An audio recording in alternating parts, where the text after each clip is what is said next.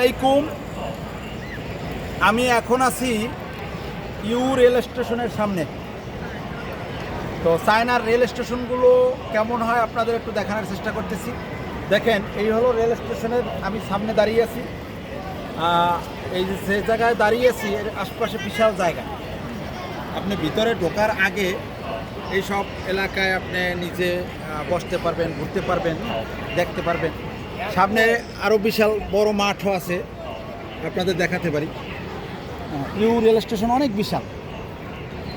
আমরা বাংলাদেশে কোথায় আছি আর চায়নাতে আমরা কোথায় আছি আমরা নিজেরা একটু পর্যবেক্ষণ করলে বুঝতে পারি। আমাদের বাংলাদেশ কবে এরকমের হবে আল্লাহ জানে। বিদেশের মাটিতে বাঙালি সন্তান হয়ে আমরা উপভোগ করতেছি, কিন্তু আফসোস হয় বাংলাদেশটাকে যদি এই রকমের ঢেলে সাজানো যেত। একটু দেখানোর চেষ্টা করেন সামনের দৃশ্য, পরে এই ডান বামের দৃশ্যগুলো দেখানোর চেষ্টা করেন। এই দেখেন এই রেল স্টেশন। আমি ভিতরে ঢুকে আপনাদের ভিতরের দৃশ্য দেখাবো ইনশাল্লাহ। Thank you.